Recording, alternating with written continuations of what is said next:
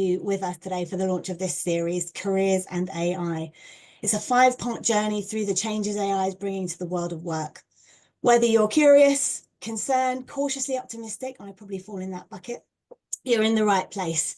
Now, I'm assuming you're all here because you've spotted that AI is reshaping how we build careers. I mean, it couldn't be really more obvious. We couldn't read about it more in the papers. So from hiring through to performance management to networking, transitions, development, it feels like it's unlocking new possibilities daily, but also disrupting what we think of as traditional career management and traditional career paths as well that we were taught to follow. And this series is really all about trying to understand that shift, about staying ahead of it, finding practical ways that we can all thrive in our own way. So as I said, it's the first of 5 sessions we're going to be hosting between now and the end of May. Each is focused on a different part of the career management process. Guiding us through this whole series is our host, Dr. Toby Velt, who's also an LBS alum. A little bit about Toby. Toby's an AI entrepreneur and a thought leader. He's worked at Google, Amazon Web Services, and Microsoft, building and scaling teams from the ground up. He's the founder of Probability AI, Budscout AI, and his writing shaped how global business leaders think about AI. So we really couldn't be in better hands today. He's an alumnus turned lecturer here at London Business School, and he helps design some of the executive education programs on AI strategy as well. He's so passionate, as am I, about making these conversations accessible to everyone, not just those amongst you that would consider yourselves AI evangelists and already really in the throes of embracing AI and how it impacts your work. So this series is a product of that vision, that desire between Toby and I to bring these conversations to our community and create that space for real discussion on how AI is impacting all of us.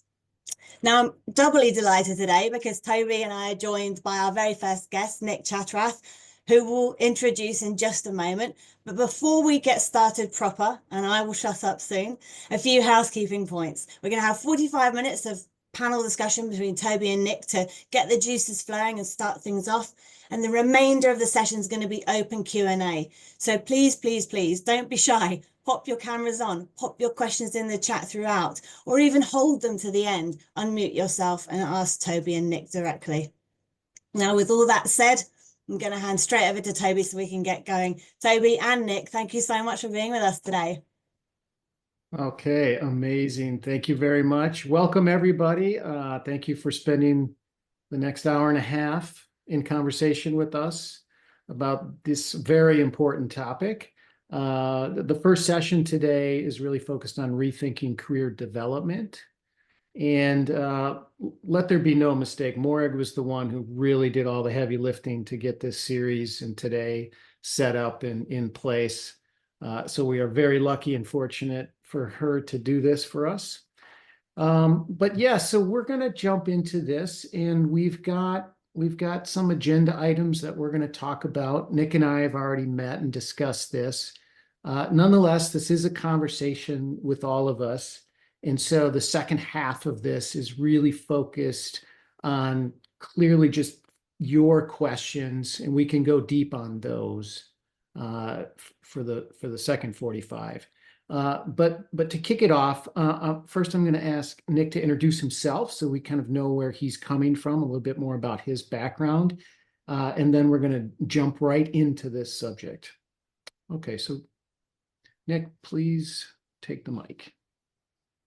Well, thank you, Toby. Thanks, Morag. Delighted to be here. I'm in here, sunny Oxford in the UK, and loving the weekend and the weather because I'm quite sporting in my very amateur level triathlete, not very fast, but I did one yesterday.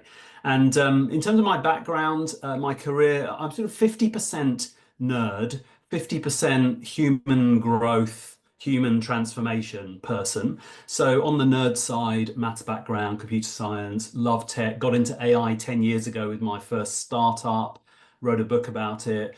And then, so when it comes to the technicalities of AI and machine learning and regressions and stuff, my eyes light up at that stuff. But also, I have a consulting background through the last 25 years of my career, well, the pretty much only 25 years of my career. And I have focused in the consulting side on human development, other than when I've been doing the nerd stuff. So executive coach, lots of facilitation journeys, leadership programs, culture change. And in fact, my shift in my 20s away from some of the very IQ stuff I was doing for a while was because I just realized the EQ side of business and purpose, it is so fundamental. And my greatest passion now in terms of my work is about bringing those two things together. So the nerd and the human growth side. I love learning. I'm a lifelong learner. I look forward to learning from many of you here today as well in the insightfulness of your questions or even comments on each other's questions. I've done several academic degrees since I graduated from my undergrad many years ago. So I've actually covered what C.P. Snow famously talked about, the two cultures, the arts and the sciences. And I think that is actually an important foundation for engaging well with AI today. And then finally, just to bring you up to speed on the very latest, in the last 3 months, I have launched my own latest startup, which is all about bringing AI and humanity to business in service of scaling other businesses. Awesome. Amazing. Thank you again for Nick for being here. So as we get into this, I think you touched on something that was really important at the beginning, which was there is a technical component, there's a human component to this. The human component is often, I'll say, overlooked with the focus being on the technology, but really the impact comes from the human side of things. Maybe you could kick us off and give us your thoughts about all of this in general. Yeah, definitely. I mean, I underline what you just said there, Toby. I'm part of several groups that relate to coding. I'm not an expert computer coder, but watching them interact with the latest developments in AI about coding, where in inverted commas, oh, now AI can just do all your coding for you. But actually, what they are saying is all the more we need to provide rules and context to what the AI is doing. The humans still need to give very attentive oversight to this, or else the thing just is filled with errors and bugs. So it really does happen across the piece. And I think we are at a real inflection point, Toby, with AI. We've seen from, when was it, 2.5 years ago, just over, ChatGPT hit the public consciousness, and there was that wave of joy and panic that all came in together, sort of fear and hope were all mixed in as everyone's like, whoa, what can this do? And even since then, we've seen that the role of human leaders is absolutely crucial. And I think one of the most important points I'd want to make is that as powerful as AI might be, and it is, and it's getting more powerful, it is fundamentally incapable of replicating the full depth and breadth of human experience. So we see these feelings of hope and love and joy, and we also see the fear. Can I use it? Should I use it? And helping each other navigate that culturally is at least as big a challenge and an opportunity as the technical side. And I mean, over the last couple of years, I've had a lot of conversations in sort of parliament, in the business world, in tea rooms, in the street with different people about AI, lots of taxi driver conversations as well. And I think from what I've researched and also seen in those conversations, the views that people have about where AI is right now, I have categorized them into three, which is bloomers, gloomers, and doomers. And so you've got your bloomers. These are the people who think that AI adoption will follow a similar path as previous industrial revolutions. Say, well, you know, fine, it's a revolution, but we've had those before. And what happens is, first you get a great disruption, then we tweak the powerful but imperfect new systems that we've put into place, and finally we unlock unprecedented human flourishing. So there's your bloomers. Gloomers are less optimistic, and you know, they're saying, well, this is the robots take all of the jobs position, and you don't really have to squint that hard to see where they're coming from with increasing robotics expertise, but then connecting that with the software side of things, and lots of founders focused on eliminating jobs. A lot of news sites are using AI writers. And what's interesting there to me is that the owners of those sites, they know that these articles are more riddled with errors and awkward syntax than if you give it to a gifted human journalist, but they also know they're saving a lot of money and they are using these AI writers as a result. So you've got your gloomers. And if that sounds a little bit grim to anyone here, then it is positively bubbly compared with the doomers. And for that, you can watch any number of films or TV programs like Terminator, Matrix, Blade Runner, Black Mirror. I mean, popular imagination is full of these cautionary tales of AI running amok and ruining the world.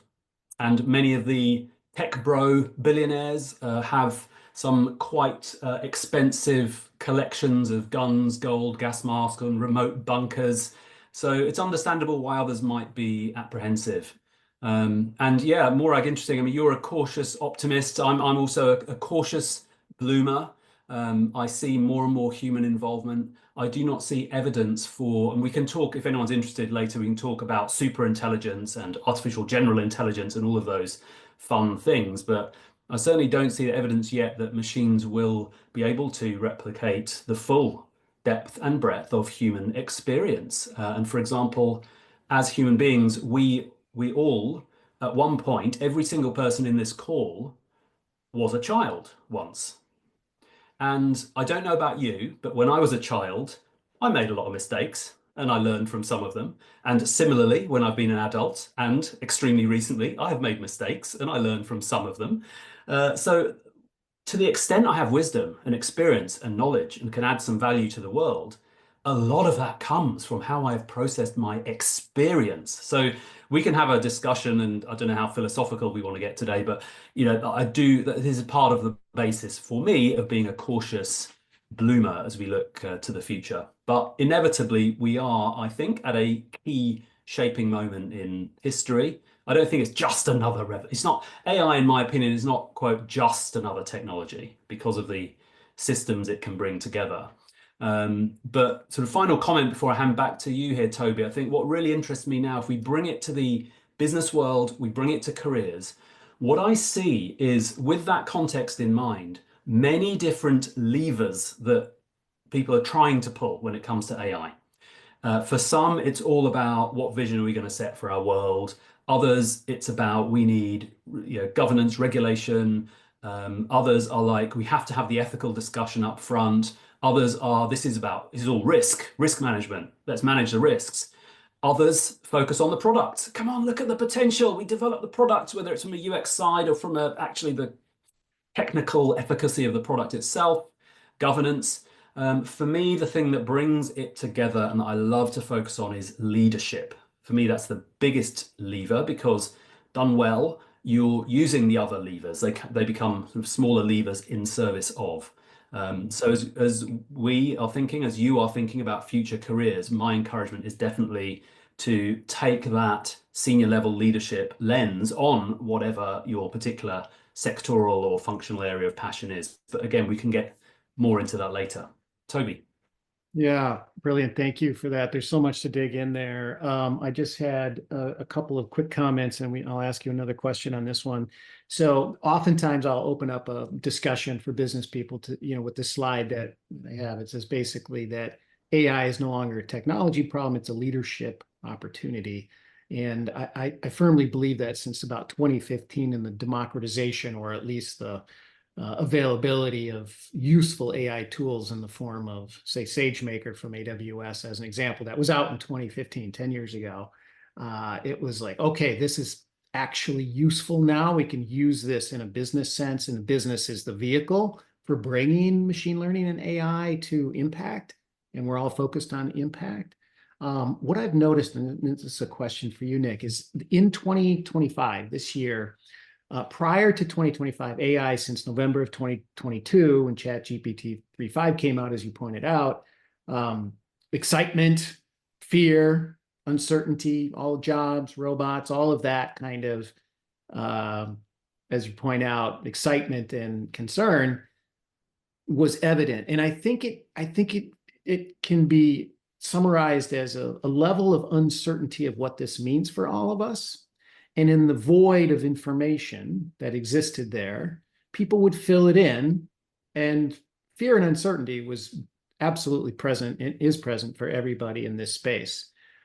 What I've noticed in the last, 5 months or so is that there's been enough time now since November of 2022 where people have done surveys in academic research and are now publishing that information to say, okay, first look of impact, of AI on businesses and people in HR specifically is starting to come out. And the complete elimination of jobs is not necessarily going to happen.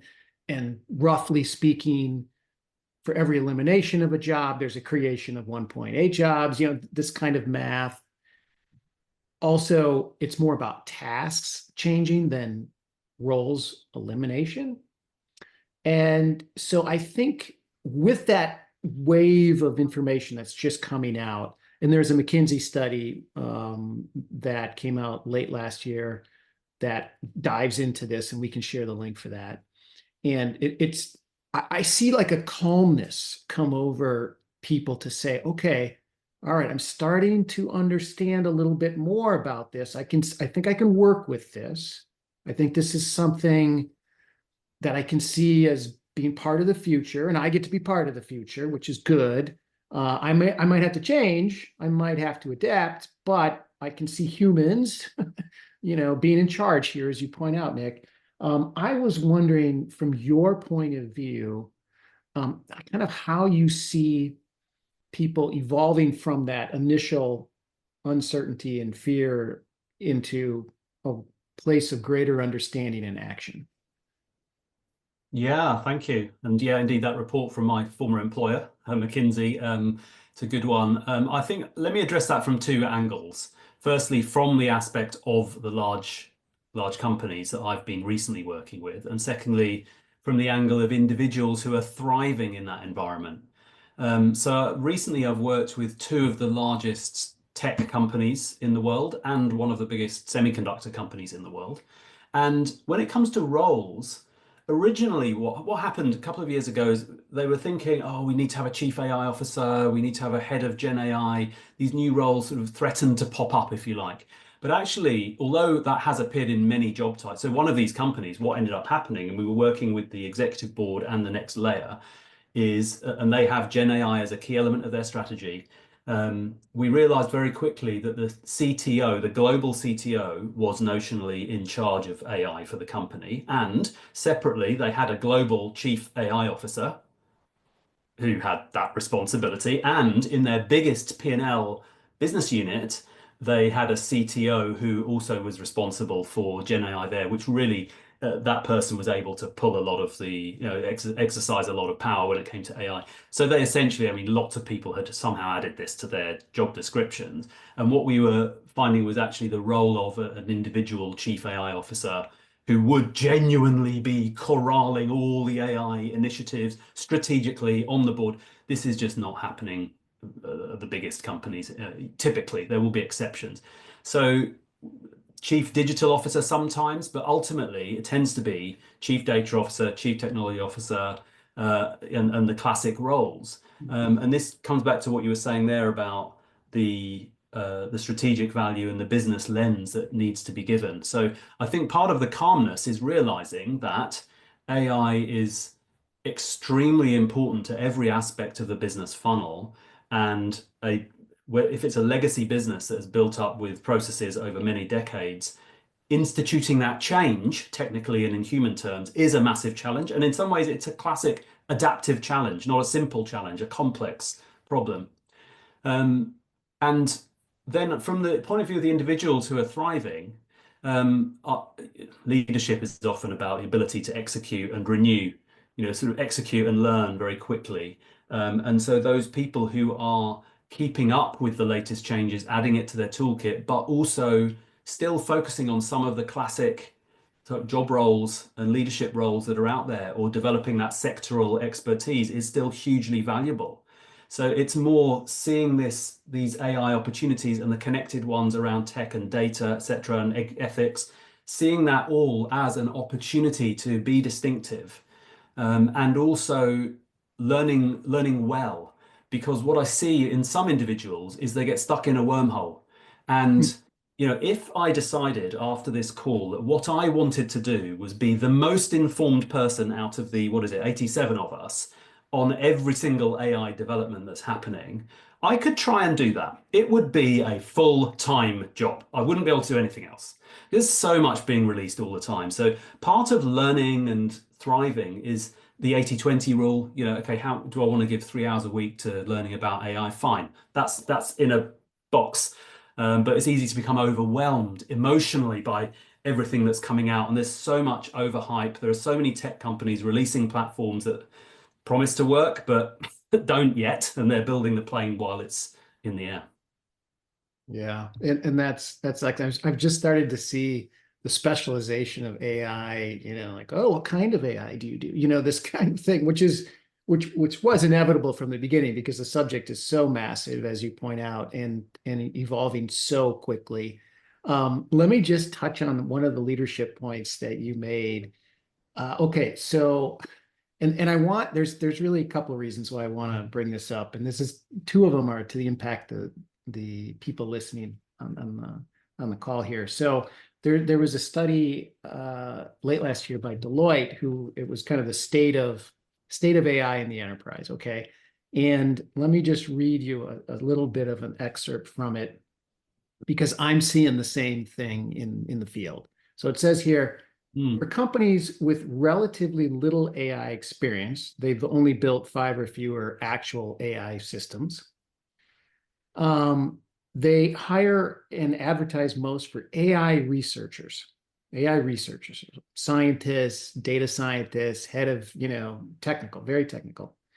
And these are the most important roles. Now, the business leaders, so your chief AI officer kind of role, the person who bridges the gap between business need and the tool itself, AI, they're near the bottom of who they're looking for.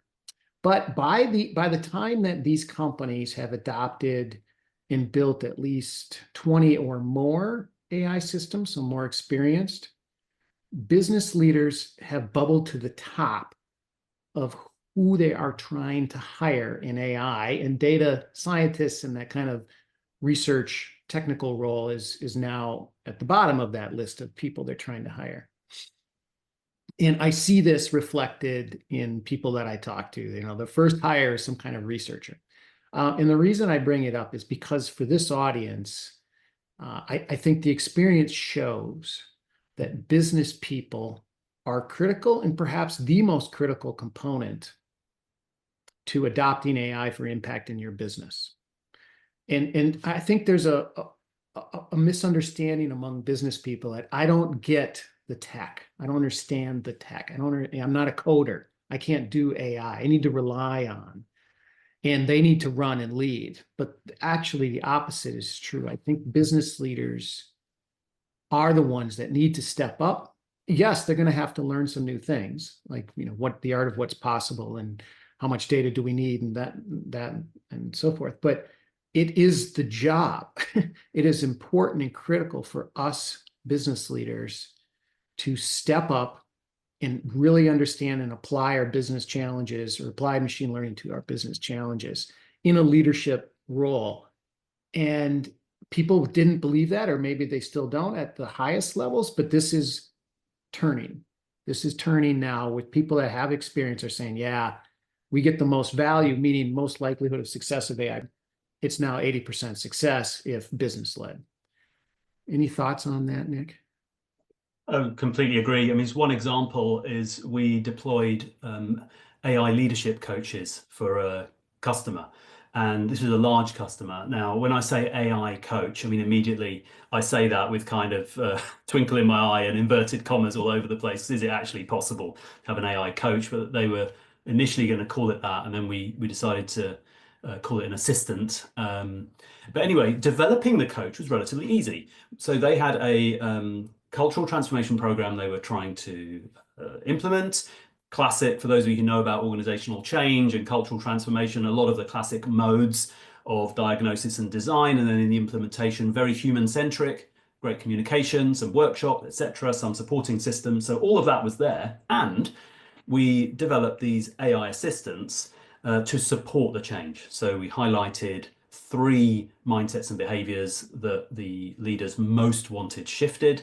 We developed customized AI assistants that the leaders could opt in and just play with and trial as part of embedding habits day to day. So very low cost, very scalable. Developing the assistant itself was a relatively easy task for those who know how to do it. But the moment there were two things that were the big challenge, and these are leadership challenges.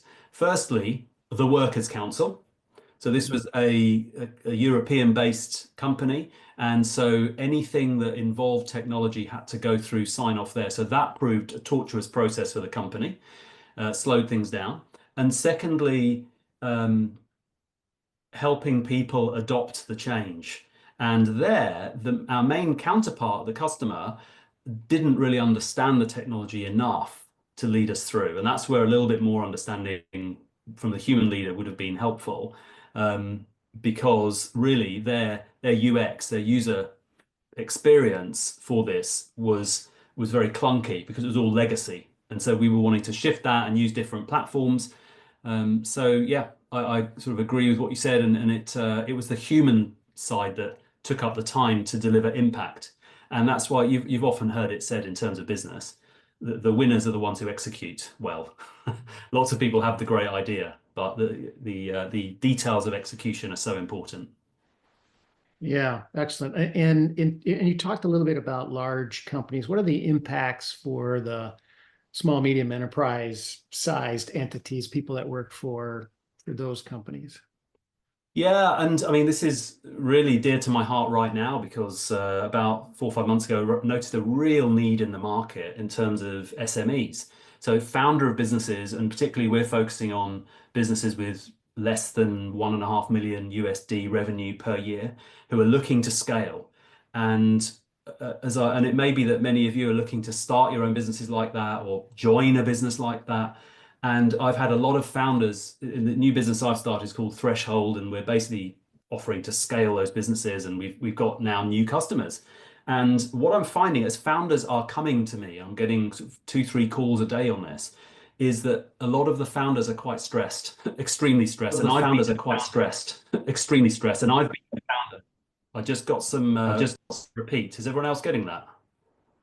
I just suddenly heard my own voice back, but that has been fixed. I saw Morag reach for your keyboard, so whatever you've done, thank you. But yeah, I've been a founder several times before, and I really get it in that early stage where everything's costing you money and you have no time at all. And what we're experienced in is actually deploying AI systems that will get you more leads, get you more closes to your sales, increase your efficiency, reduce your costs, but also done in a way that we come alongside and business mentor and coach from a human point of view. So yeah, I'm seeing that the main needs, there are 4 needs that leaders in those companies have that they come to me with. And there's a 5th one that they really have that will make the most difference, but they're often too stressed to realize it. So we meet them where they are and we address that a bit later. So the 4 things they're coming are, I need more traffic to my website or to my whatever my store is. So lead generation. Secondly, we need to close more customers. Thirdly, when it comes to fulfillment, we need to improve the quality and the customer experience or not let that dip as we scale, and keep the fulfillment efficient. And then finally, back office. They don't want to be seeing their costs balloon in the very early stage by having to hire lots of people and have lots of overhead. So those are the 4 sort of explicit needs. And then the one that's underneath it is leadership and team. You know, as a team of founders, how are you leading yourselves? How are you leading your teams? How are you leading your organization? What do you do with conflict? Are you building trust? Are you focusing people on results? You know, all of that softer stuff, I mean, it's so high leverage. Just to give you one example, I coached someone from a financial services company, and she told me after the coaching that her team had generated 3 to 5 million of annual recurring revenue extra thanks to my coaching. And she said 2 million of that was directly causative from your coaching. And I only coached her for 2 hours. And it was essentially on her ability to connect emotionally with her team and her team's ability to connect emotionally with their customers, or sorry, with their prospects. And as a result of that, they closed a load of extra sales. Okay, so this is a good segue into, okay, in the realm of in an AI world in which we live, you know, you're talking about human behavior and emotion and connectivity and so forth. what kind of advice or change in behavior would you suggest for people to do those things now that we're in this ChatGPT, Gen AI, and predictive AI world? Yeah, and to do what things, Toby? Just clarify your Yeah, to question. make better connections with customers, for example, to really hit on all of the key elements of business success that you outlined. Yes.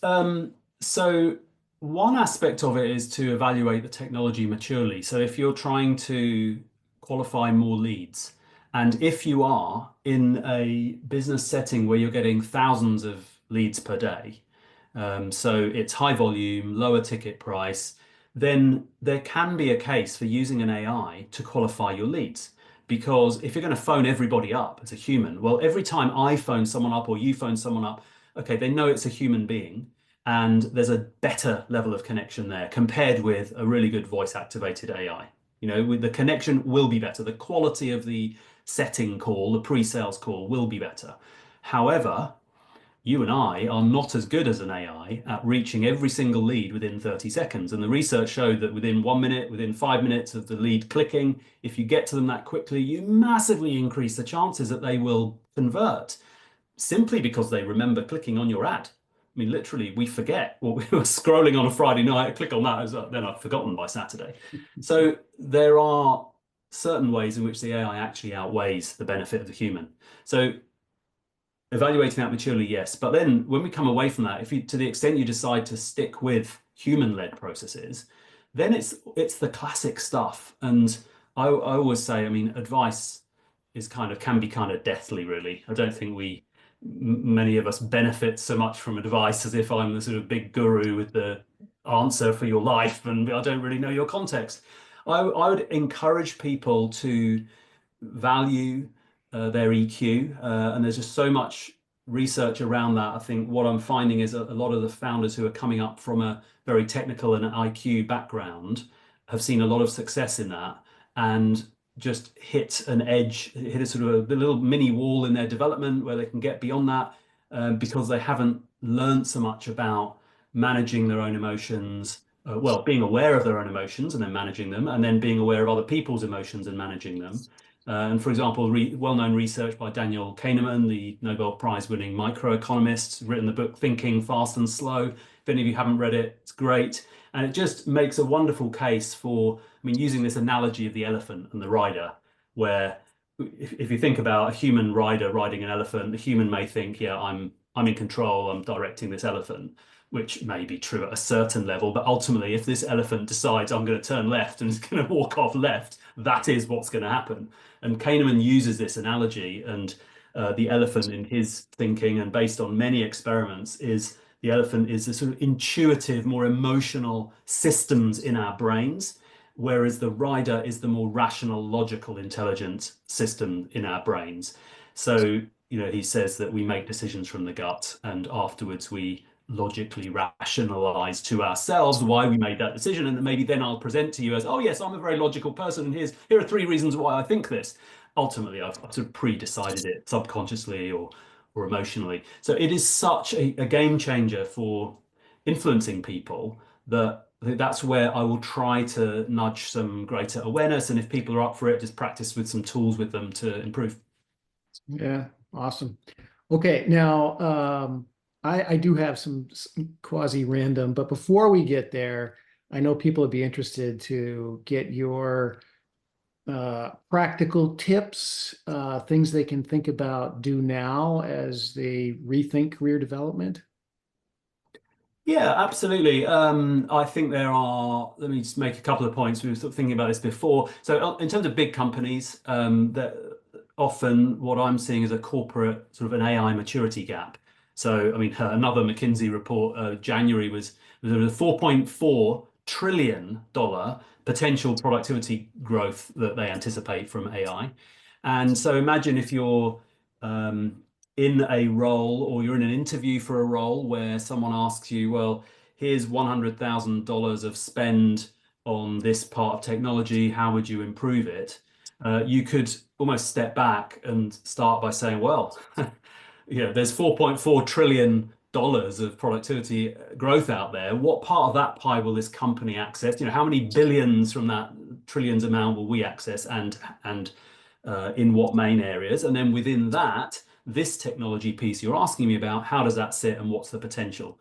And you've instantly taken a more strategic, senior, peer-like view on the problem. So that can help you. And often these days with job roles, it's about shaping a role in conversation with someone else. So you position yourself as someone who can have more impact. When it comes to entry-level jobs, it's interesting, Toby, you mentioned about those companies who've done 5 AI systems or 20 AI systems, and we're talking about relatively small companies there. So I think there's a role for getting together with a small team of people and building something, growing something, particularly if you're at a stage in your life or career where you can keep those costs very, very low. Sam Altman, CEO of OpenAI, had predicted in an interview, he said, we're going to see 10-person companies with billion-dollar valuations pretty soon. And he said, in my little group chat with my tech CEO friends, there's this betting pool for the first year, there's a 1-person billion-dollar company. So I think the potential for growing things in a very agile way from small to big is large. And then finally, I think I would talk about change management. If you can really get some expertise as much as possible in change management, then that can always be woven into whatever section or sector or function you're thinking about working in, because career advancement will favor those who can navigate organizational change management through whatever phase of AI transition we go through next. Yeah, excellent. Yeah, and the ghost unicorn is that 3 people in a laptop, $1 billion valuation is coming. If it's not already here, I'm sure it's amazing. Let me ask you a little bit about. We didn't get into it, but we know that Gen AI seems to be very good at replacing low cognitive skill tasks. So summarization, simple creation, kind of paralegal kinds of activities, low cognitive skill. Humans still doing the higher cognitive skill. So this idea that, look, our job is made of a number of different tasks. The low cognitive skill tasks are going to be replaced, give us more time for presumably higher cognitive skill tasks, which would up our productivity, et cetera. And those jobs that are completely low cognitive skill tasks, like taxi driver, may be eliminated. But I guess the question is there any advice or thought around, okay, in a world in which the entire workforce is shifting to slightly higher cognitive skills, what kind of advice or input, or just your thoughts in general about this shift and how people can prepare for it, take advantage of it? Yeah, I mean, there is also the whole sort of creative industries side, which is particularly topical right now. I think Elton John just gave an interview and the perspective on what the UK government is trying to do there. So there is that whole side of work that is very important, and opinions vary about the continued distinctiveness of human output there. Hey, we've just had the Eurovision Song Contest, haven't we? So my mind is full of music as well. It's all relevant to this. So that's on the creative side. And on the other side of business, my first job after university was, I was a management consultant in a company that was then called Arthur Andersen and then became known as Andersen, then collapsed in a blaze of non-glory in the Enron aftermath in about 2001. And I joined, so I never worked as an accountant there, but I did do the accounting exams very early in my career. And I remember doing some tasks known as footing. And I don't know if anyone is an auditor here or knows what footing is, but it's a highly manual task. Imagine you had a piece of paper it's filled with numbers, a spreadsheet basically, and there'd be a total there. Obviously, we had calculators back then in the late 1990s, but so you'd have the totals, but you'd be kind of adding across the row and adding down the column to make sure that everything matched and the thing worked. And this was footing, and it was pretty boring work, although equally, if you'd had a hard week And, just to sit down with a nice cup of coffee and do an hour of footing as well, you literally didn't have to think apart from just, add these numbers with the calculator. So yes, just you made me think of that as you were talking about tasks. This has been replaced many, many years ago, of course, and not to do with AI.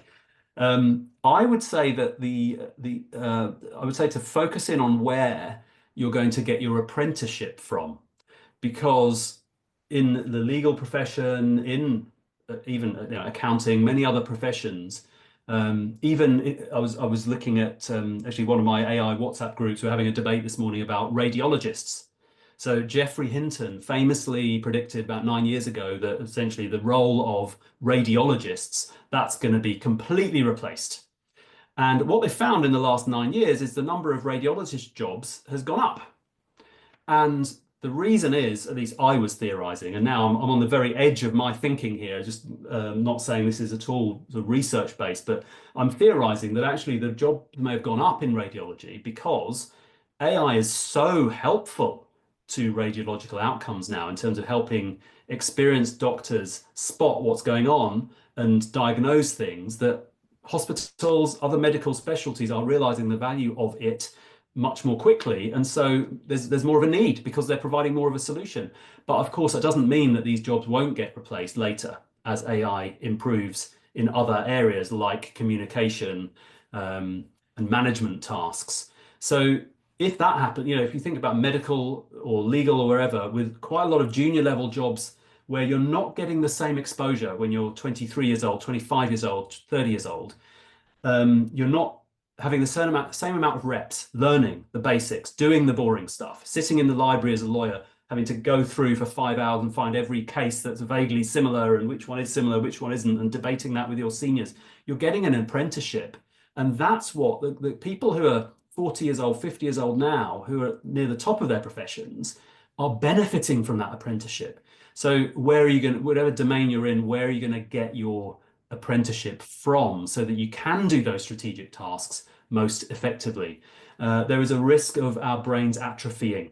When the iPhones first came out and social media, many of us thought, oh no, yeah, I'm just sort of doom scrolling.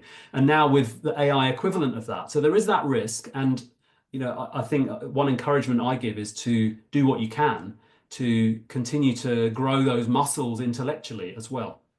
Okay, wow, that's great. So I've got one more question for me, and then I know we've got to open it up to everybody else, and I'll selfishly ask this. So you mentioned something that was somewhat counterintuitive, I believe, and that was people that have this EQ are going to be able to excel and so forth. And by upskilling, getting rid of low cognitive, more high cognitive, more emotional, I think it's really counterintuitive to say those people with the EQ and the emotional component will be more successful in an AI world.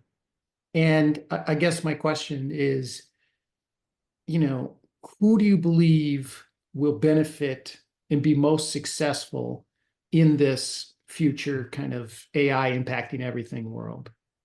Yeah. Well, I don't think I meant to say that people with higher EQ will be more successful than people who have higher IQ, if you were to do those tests. It's about the combination. That's where I think the success will come. I think there's so much to succeed in a business arena. There's so much going on in terms of different domains of knowledge, so much information flying so quickly that a level of intellectual clock speed is incredibly helpful.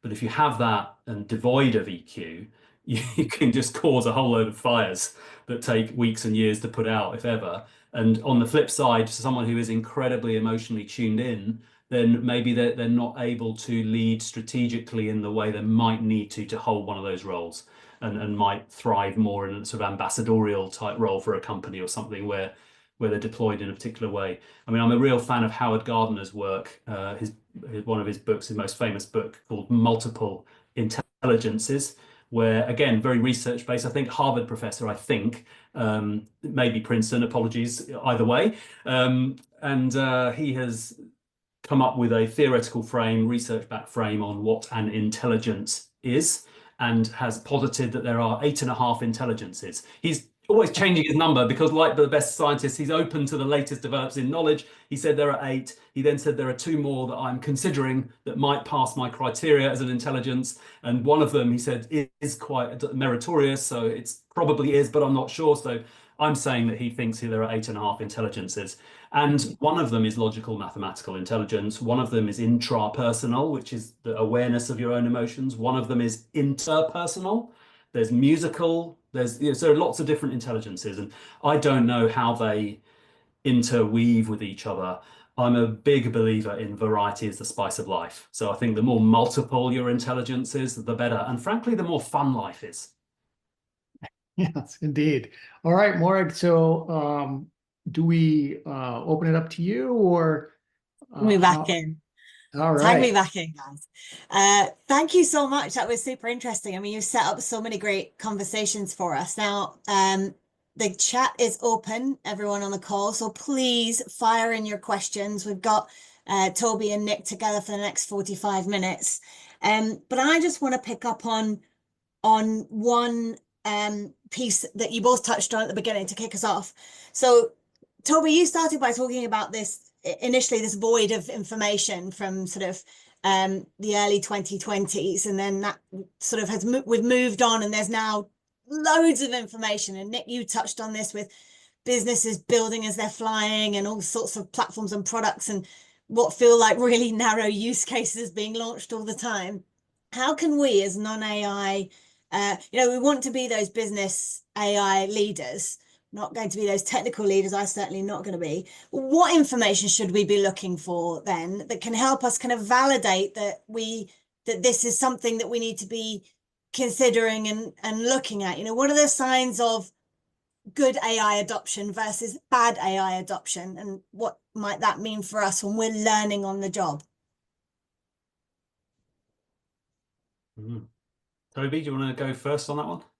Sure. Yeah. So thank you, Nick. So great question. So this kind of advice, first of all, you want to pick your first AI project that has, it's an important top 5 business challenge. You don't want to do something that is just interesting. It's vitamin, not medicine kind of approach. And so top issue, and generally speaking, there's a phrase AI or die. And basically what this means is, look, if you're not using, say, Gen AI to do corporate optimization, you will not be competitive and you will not survive. It's not likely to differentiate you in the marketplace because Gen AI is a tool that's available to everybody. It's ubiquitous. And so it's difficult. Gen AI, I'm talking LLMs, not small language models, but the large language models like ChatGPT that everyone has access to. And so you want to use that, of course, to optimize your organization, and everyone else will be doing that too. So you just need to do that. Now, for differentiation and for really creating some kind of market advantage there, it's probably a different kind of AI, like, for example, predictive, and or in the case of radiology, it is object detection using an image. Okay, that's cool. That's enough. And you're going to want to do a project that is, I'll say, on brand, meaning your customers would expect this kind of product or service from you. You have earned a right in the marketplace to bring this to market. If you're way off brand, like you manufacture tractors and you decide to create a competitor to ChatGPT, okay, no, it's not going to happen. It's not going to work. So there's a few criteria, and then I would say, like, critically important, turn a business problem into a predictive question. And 3, execute it with a relatively small blast area if things don't go well. So you don't pick the project that, if it doesn't go well, tanks the company or injures your public image. You do something that you can recover from. So a lot of companies will do internal dog food for that first project, saying, look, we're creating a small language model internally to answer questions about our products. We're going to open it up to our employees first. Oh, okay, cool, impactful, small blast radius, and on brand. That's really interesting, so because I think sometimes we forget that already just using Gen AI is not a differentiator, because it's accessible to everyone. And so if you just think about using it for those kind of horizontal use cases that make your job a little bit easier, it's not going to make a blind bit of difference, is it, to how you're perceived and what your career trajectory looks like. And it leads really nicely on, actually. I love James's question that's come in. What's the minimum technical level of AI mastery needed to win in a 5 to 10 year horizon? And what's the best way to get there? A big question. Nick, I'll throw it at you actually first. Well, I'm so appreciative to you there, Morag. Thank you. I was eyeballing James's question at the exact time you were, because I thought it was relating to what Toby was saying. And so let me tell you exactly what the world's going to look like in granular detail in 10 years' time. Maybe not. Yeah, so there is that point to be made, isn't there? We've seen the pace of change, and so to answer the 10-year horizon is going to be fraught with difficulty. In terms of minimum levels, like right now and looking forward, I think there are the thing that Toby just said was very important, is to experiment with leading something AI related in the context you're in. And if you don't have an organizational role right now, even to volunteer for something, okay, it may take 10, 20, 40 hours of your time, but it'll be such a valuable case study if you can be leading something, by which I mean having to navigate the stakeholder relationships, not that you go away and code something technically on your own, actually leading an AI project with the complexities. And then when it comes to the learning side, there are different levels of time investment you can put in. And really, I see this as no regret moves. Now, there are year-long programs. There are quite sort of high value, high ticket programs that are not year-long full-time, but might involve, say, 20 days and some on-site at some of the world's leading business schools, for example. But there's that kind of program. Then you can, if you go to the other end of the spectrum, you could essentially do your own web-based research or ChatGPT fuel research. In between those, there are things like LinkedIn does some good programs, and then also the companies like Microsoft, Amazon, Google, they've all got their pathways. And at the very entry level of the pathway, one thing I did last year was I did an AI Foundations program. And these are examined with the proper examining software. I think they use Pearson, so you can't, if you wanted to sort of cheat the exam, you literally can't. They just lock down your whole system. And so they're properly examined, and therefore the certificate is worth something. It took me about 20 hours of my time in total to watch everything, learn, and take the exam. There was a second one I did last year, which I'd never learned Python before, the computer programming language. So I needed to learn that to a basic level. And then there was an exam which wasn't just AI fundamentals, but it was AI software engineer. And that took something like 100, 120 hours. So not insignificant, but the benefit of those kind of programs, or the bigger programs, is it takes you one significant level deeper than what you read in the media, what you see reported, the coffee shop discussions you have, or, we have a wonderful discussion here today, but it's only 90 minutes and a lot of people on the call. It takes you one level deeper. So I would encourage to do some, to do some very focused learning, which doesn't take a huge time investment if you think about it in the context of the next 5 to 10 years. It gives you that foundation, because whatever theoretical breakthroughs there will be, they will relate to what's going on right now. I'm going to push you on that a little bit, Nick, just really quickly, about the technical level of AI mastery, because that fills me full of horror, if I'm honest. As a social sciences student and a career coach, the idea of learning Python is just, like bottom of the list. How essential is it going to be that and do you envisage there being a minimum viable level of knowledge to succeed in this AI world from a technical point of view? Yeah, it's a good push, because minimum is key. So I wouldn't say it's minimum for every job role. If I'm taking on a CTO role, then the more I do, if I do understand at some very basic level the nuts and bolts, that's going to help. But if I'm taking let's say a CFO role or a chief operating officer role, then I wouldn't say that's part of the minimum at all. Yeah, so it's partly going to be interest led.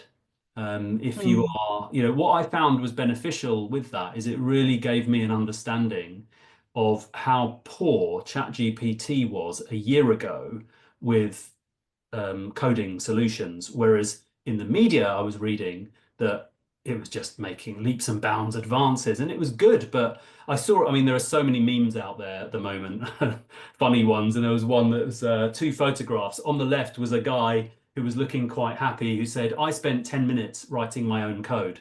On the right was the same guy looking deeply unhappy, who said, "I spent 5 minutes prompting ChatGPT to write the code, and then 49 minutes saying, fix this, fix this, fix this." So yeah, you don't need to learn Python. I do agree. I was maybe just diving slightly more down a technical direction, but it's the breadth. The foundation course gave a breadth across what is possible right now in AI generally from a more narrative point of view. Thanks, Nick. And I'm just going to thank Stefano as well there for the shameless LBS plug. The Business of AI, definitely recommended as well. I've heard that too. It's great. So just felt like I needed to get that in there. Toby, Marlo's done it too. Brilliant. Let's just go back up a little bit then, because I think we missed the very first question that came in the age of AI. How important is UX UI to make a connection with the user, client, customer? What can we do to get good at that? And actually it links to one later on, I think, from Jeremy around potential collapse in areas like e-commerce, online engagement, because by definition, bots and AI don't have needs or purchasing powers. So could we kind of smush those questions together and take that UX, UI and customer engagement piece? Yeah, so I'll chime in on that a little bit. So I just wrote a Think article that came out Friday. It's not even promoted yet, but it's on the LBS website. But it talks a little bit about the AI typically should be invisible to the end user. Again, people bought something to fulfill a need or have an experience, not to wonder at your amazing AI. And so one of the challenges of an AI company first or product that's new is one of the challenges, there are many because it's all different, is the integration into the existing workflow. And also that would include, as you can imagine, customer experience. And so first reaction is the UI UX, it's an augmented by AI experience. And hopefully the technology of the AI and machine learning is invisible to the end user, but now they are dazzled by this new capability, feature, something that's being suggested to them, taken away, added, whatever. And so the UI UX, a good UI UX is always going to be a good UI, and you should just integrate into it behind the scenes. And so from how do you do that? That's another kind of challenge that needs to be addressed early, because we've had, I've seen really good AI products that not fail, but never left the ground because there was no clear way to integrate it into an existing process or solution. And that needs to be thought up early, very early on, like how is this going to be incorporated in? And I use the word augmented AI, meaning for most of implications of AI, it is to give somebody a superpower that they didn't have before. And that, for example, could be know something about the future that they use today to make better decisions. And that same goes for the consumer products, is that if I now know something about the future, I can make better decisions today. And so you need to integrate that component of that into their UI UX.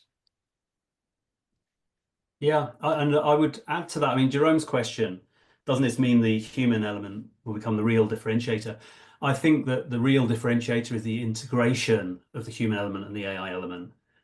Because there are a lot of, you mentioned online engagement, for example, there are a lot of people who are trying to improve online engagement merely through some of those classic human to human techniques, but AI can add so much to it. And there are others who are just trying to deploy an AI technology. So I think to bring, if online engagement side of e-commerce is where you want to focus, then bringing the two together is key. And again, that the same I would say for Yusuf's question, which was related, Morag, on the UI UX. It's a great example. If you want to make a focus on UI and UX, then there are a lot of apps out there now that where AI, and I think recently Google Gemini 2.5 sort of leapt much nearer the top of the ranking board of AI apps that are brilliant at creating websites that are technically good and that people actually want to use. So these things are getting better all the time. So you can get, if you want to focus there, you can get good at it by firstly tracking what's going on and diving into some of the detail of who's offering what and does it really work, signing up for some free trials. But then secondly, and this relates to something you said earlier, Toby, to get really good at the problem definition. Like, what problem are you really trying to solve here? And that's a deeply human task at the moment. I mean, you can chat GPT it as well, but actually there's an element of sitting back and thinking, what value are we really trying to bring to the world? And how does it connect to my purpose and the purpose of the other people in the company and the purpose of our customers we're trying to reach? So to get good at both those tech and human things, I think that's my biggest learning in the last couple of years, is it's becoming vital across the AI domain. Yeah, let me just add, that's perfect, by the way. I remembered one thing about a UI UX story, this short story. So this company, Probability, what it does is it can predict the future of professional athletes. So for example, I can say this athlete's going to score 82 goals next season, and I have a confidence that goes with that prediction. So it's plus or minus 4 goals is 90% confidence. So it's in that RAM. So we started off with the UI, and it had every player, and it would make predictions on maybe 20 different features or factors that impact it, how many games they're going to play, how many, whatever. And so we show this to a head coach, professional teams. And they say, okay, wow, we said this guy's going to score 76 goals, scored 78 goals in the season. It's awesome. So the coach says, oh, yeah, your model is broken. You said 76, you had 78. So why don't you come back when you fix your model? And, we were thinking about, like, what, are you crazy? I mean, this is like amazing. We can predict exactly, what's going to happen in the next season per player on all these things. And because of the way we presented it, like it was 76 or nothing, it was rejected. It wasn't used in making decisions. So we got rid of that. So instead, what we did is we made a little bar. It says that we're 95% sure that they're going to score this many goals between here and this player, and then this player over here is way down here, and this player's in the middle, that kind of thing. And then it suddenly became useful for them to make better decisions about players. But they got so focused and wrapped around the axle of that specific number that they rejected the entire system. And that was because of a UI. So that's a learning that we've had. So anyways, I just wanted to share that quickly. It puts me in mind, though, as well, if, we've talked about the rapid pace of, deployment of AI systems, and that's an indicator for maturity in an organization. But how, what if we work for an organization that, I don't know if any of you, you've gone onto a website and there's clearly a little chat bot there, and it thinks it's helping me, but it's doing the exact opposite. All it is doing is turning me against that organization. So can we just explore that idea of kind of at a cultural level, an organization tripping over themselves to adopt AI, and how can we help maybe sometimes slow the pace of that to better meet our customers' needs? Is that surely also something that's important as a leadership capability as it relates to AI? Yeah, absolutely. Slowing down to get a better solution.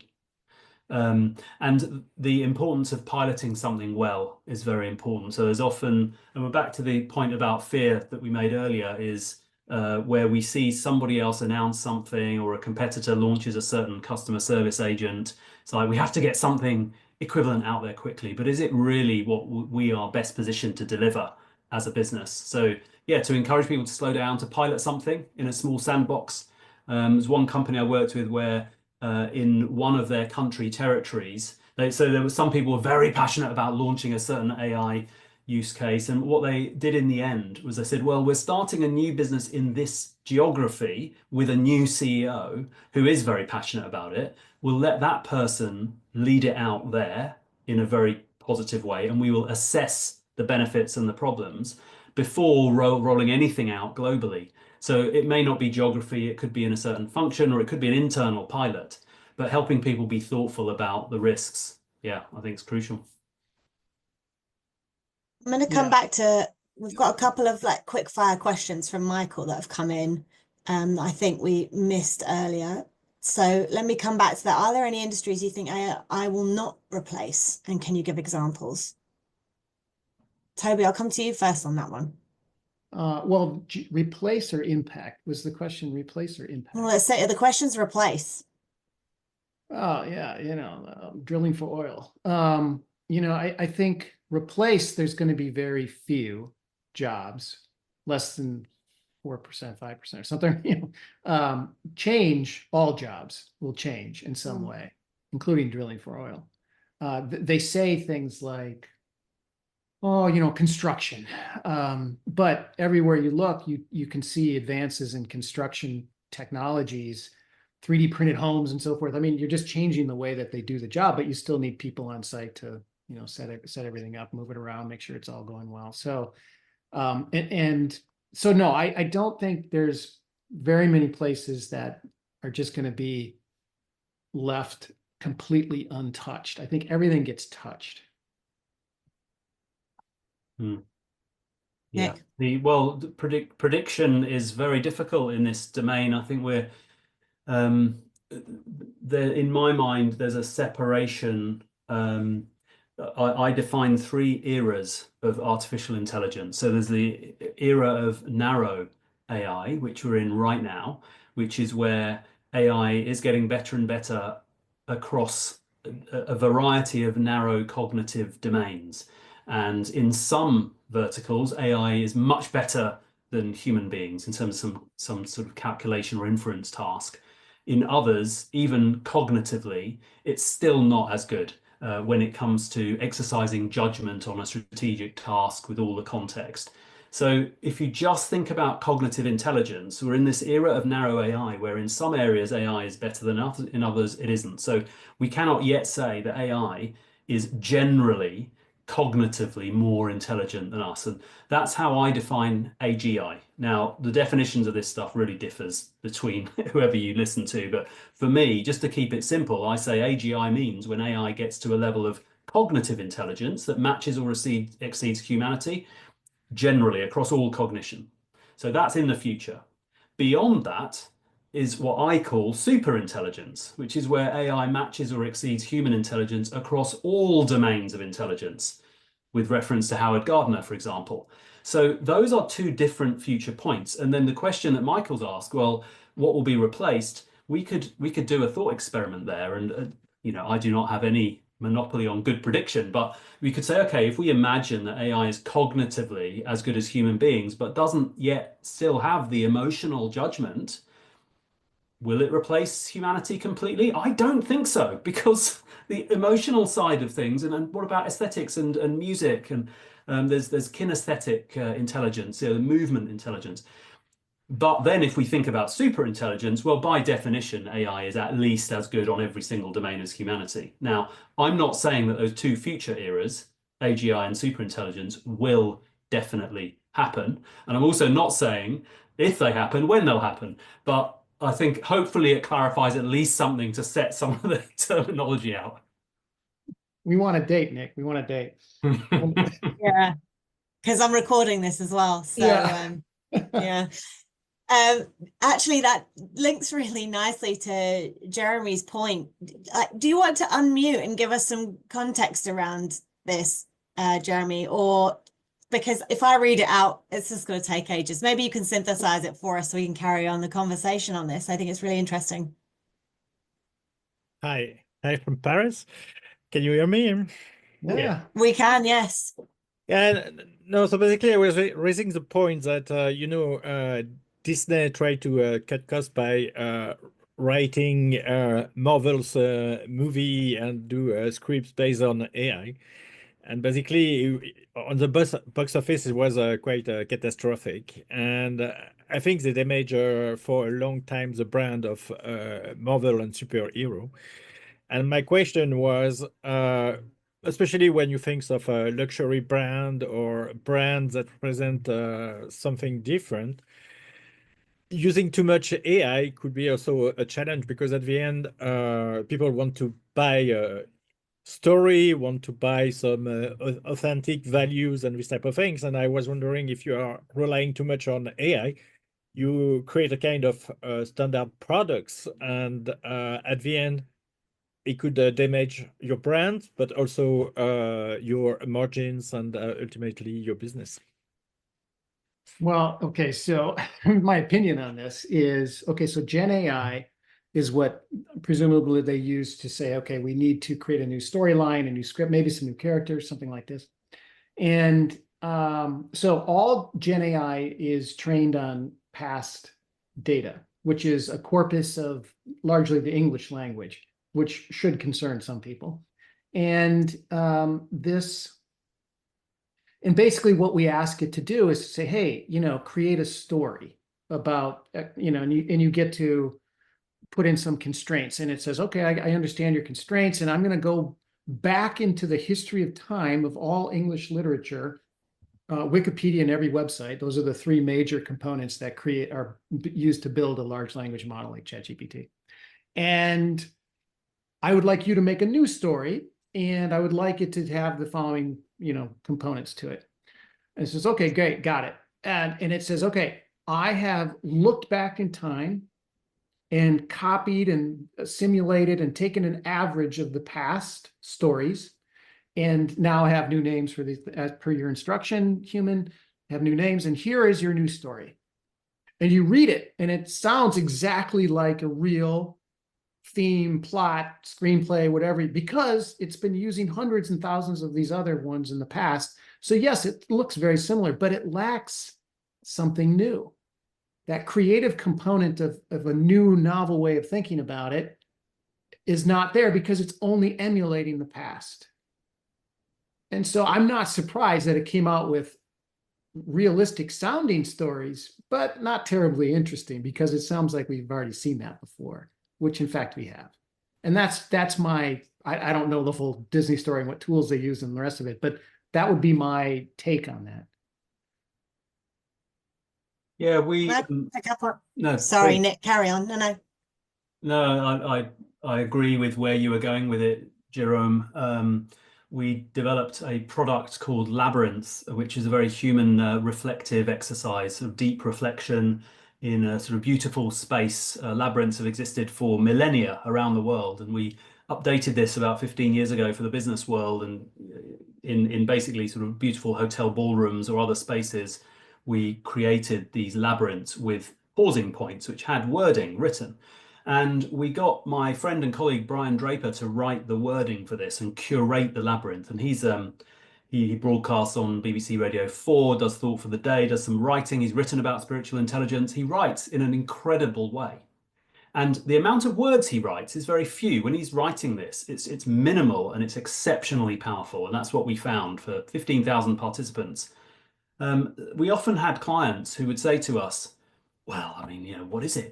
It's a ballroom with a few candles and a bit of music and a few words. Fine, how hard can that be? And sometimes they'd want to sort of take it over and almost algorithmize it for themselves. But of course, what we've done is listen deeply to who they were as a company and where they wanted to take their people or invite, what sort of space they wanted to invite the people into. And we wrote something that was very powerful. Less is more, minimal, deeply human. So yeah, I completely see the power, and in your story there about the Marvel scripts, you can see the difference between that and what is sometimes quite a bland, vanilla set of words that you can get back from an LLM.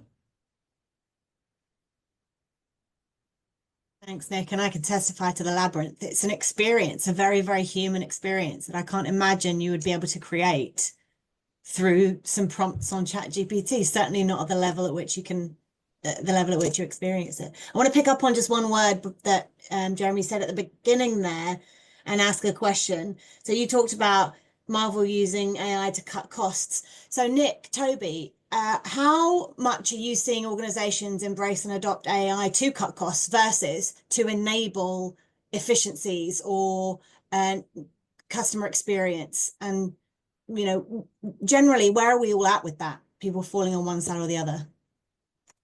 Yeah, I'm seeing a lot of cost focus, and also efficiency often means the cost cutting focus. Also, I'm seeing companies want to improve the customer experience. So we've been working with one on a churn prediction model where we're essentially training a machine learning model with customer behavior and being able to help predict when a customer will churn, i.e. leave their platform, and then give the customer nudges before they decide to churn. So it's predictive. And just saying to the customers just things like, hey, if you check out this feature, which we know might be useful for them, but they just haven't found it because maybe our platform's a bit complicated. So yeah, there are definitely both sides that I'm seeing. Toby, anything to add? Yeah, I mean, we're seeing some headlines like Shopify a month ago asked everyone in the company to justify their role versus AI.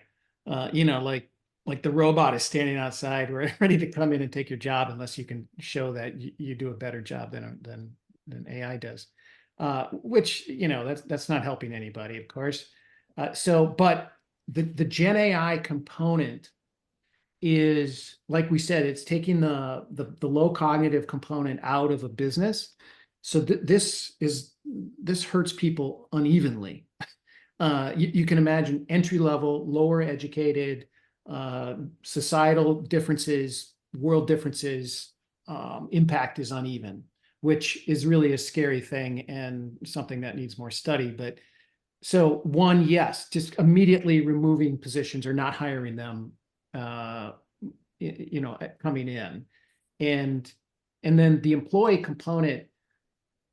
Yeah, that's one of the first places where companies will start to think about using AI. That the call center, because GPT and that experience is so good, natural language processing, the NLP component is so good, and the resources are so many but lowly educated. It's a natural place for companies to start to use AI, is that initial customer interaction online via chat or voice to say, hey, you know, I've got this thing, it's going on. It's much better than the minimum wage employee that turns over every 2.5 months on average, and so forth. So that is a commonplace. So we're seeing that a lot. And to Nick's point, AI, you know, we built systems to do custom loyalty programs. So you might have 10,000 or 10 million unique users. And because of AI, you can create and curate a personal experience for them in real time to say, this is an offer that's just for you, loyalty. And it might be to avoid churn, which is, you can get pretty good at 80% kind of predictability on churn, depending on the situation, which is fantastic. And then say, hey, you know, I know your buying habits, I know what you like, and I know everything about this. So here's a very special offer for you. And that's a much better experience than a generic coupon, for example. And it's better for the company, it's better for the person, and hopefully they don't churn if you're the company. Come back to Robin's question, which I skipped, but I'm very interested in hearing your response on. And particularly because, coming back to one of Nick's points, you said AI is no longer, well, one of you said, probably both of you, AI is no longer a technology problem or tool, it's a leadership capability. Robin asked, any fun examples of ways people have got their employees engaged using AI? Because if it's a leadership capability, it needs Trojan horsed out across an organization. How can we do that? Yeah, a couple of quick examples to share. One I'm very closely connected with, one is just I heard about. The close one is we, rather than just sort of developing something with a team and offering it out to the organization, we started by asking for volunteers in the organization to develop it. And the example was this AI assistance protocol that I mentioned before.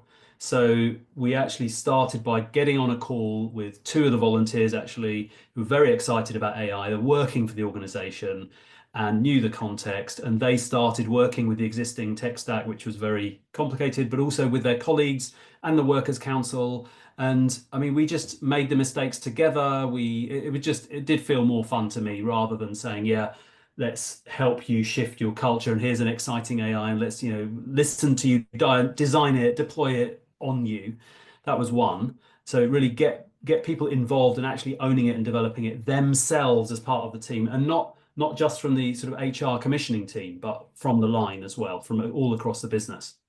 The other example I've heard of is an Irish company called Workhuman, which is focusing AI on employee recognition. So where you want to give praise or a message of appreciation to colleagues, it's using AI to help you. So the AI doesn't deliver the message, but gives you some ideas towards that. I personally think that's fun, because I think most people I work with in business tend to be glass half empty people and focus on the gap. Well, where's the problem? And there's just not enough appreciation in our workplaces. And I think in the absence of appreciation, we start to switch off. We don't bring our full selves to the party anymore, because we know that if someone isn't appreciating me, we know that they're not being real, because there is something to appreciate about me. And if I never get told any of that stuff, then I know whatever I'm hearing back isn't the full story. So there's this sort of glass half full bit missing, even if you don't have to spend 100% of your time appreciating. So I think, Workhuman is using AI to do that. I think all power to their elbow. I like that. Human connectivity piece is a lovely byproduct of helping people to engage with AI, right? The opposite to what I read in, I think it was the Financial Times this morning. Shoesmiths has offered a £1 million bonus pot that will be unlocked if they can use Copilot, if they can use 1 million prompts on Copilot before the end of the year. If this, then that. Don't know if you guys have read that, but seems the antithesis to what you're talking about, Nick. Is that a 1 million bonus pot to the first employee to do it 1 million times, or just collectively? Well, I mean, it wasn't clear, but it was an interesting article, because it got me thinking about incentivization around AI, and that felt to me like it was going in the wrong direction. But that's just me. Toby, what do you think? How could we be Trojan horsing this across our organizations? Yeah, I think that the contest was sponsored by Microsoft, but yeah, I think, what I've seen work is when companies will say, okay, specific to our business, because you employees know our business better than anybody else, specific to our business, how can we use AI to bring us emotionally human, better connected, and or with our customers? And so it's AI maybe at its core, but it's human centric in its final execution and impact. And it's like a hackathon or whatever you want to call it, but it's not technology focused. It's still human experience focused. So internally, how can you bring us together better? Externally, how can you dazzle and lock in our customer better? And yeah, maybe there's some machine learning going on somewhere in this process, but it's not tech or data first, it's human first. And when you think about it in those terms, you're not trying to get to 100 prompt or 1 million prompts, which is a complete waste of time. You're focused on making your company, your employees more engaged, your customers more engaged, better company, better execution. I mean, that's a much better approach than taking this data or tech first kind of approach. Toby, I think we have exhausted all of the questions, and with 5 minutes to go, so that's an incredibly efficient use of time.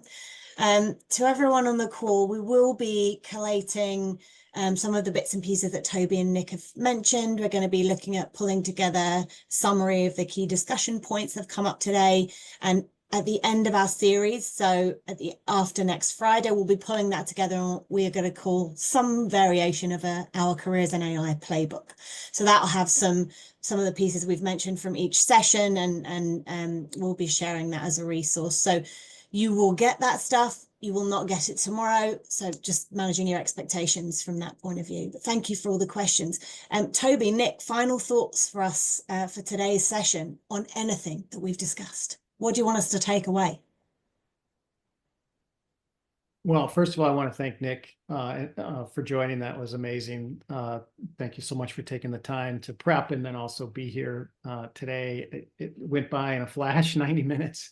I think if there's any message I'll leave with folks, given our conversation today, is that I really believe that the future and the impact of AI is through a business, and the people and the leaders that are business people on this call are those that are going to shepherd that through and make it impactful, ethically responsible, and business focused. It's not the tech. It's not about the tech. It's about the leadership, and that is everybody here.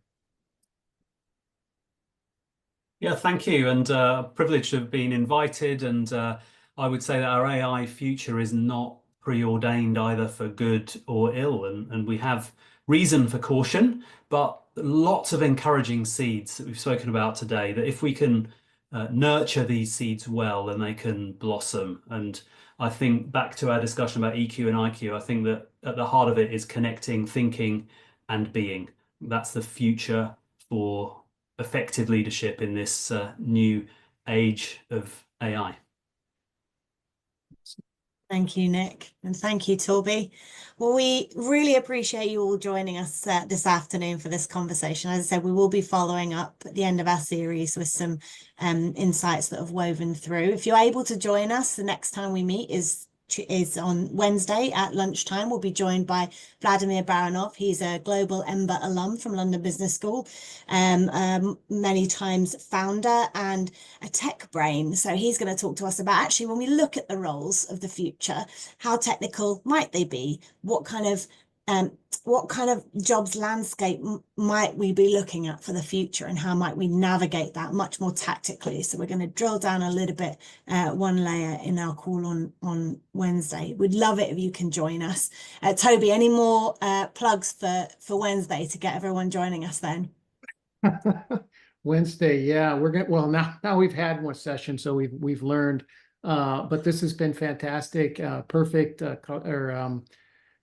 interaction from the audience here. I think we've got another great group. Hopefully, a bunch of you will make time again over lunch on Wednesday and join. And we're just going to continue the conversation. So we're going to build on what we've done today, bring that into Wednesday. Thanks, Toby. And thank you, Nick, for joining us. Really appreciate it. And thank you to everyone on the call. We wish you a great rest of the day. Hopefully see you at some point later on in the series. Bye for now.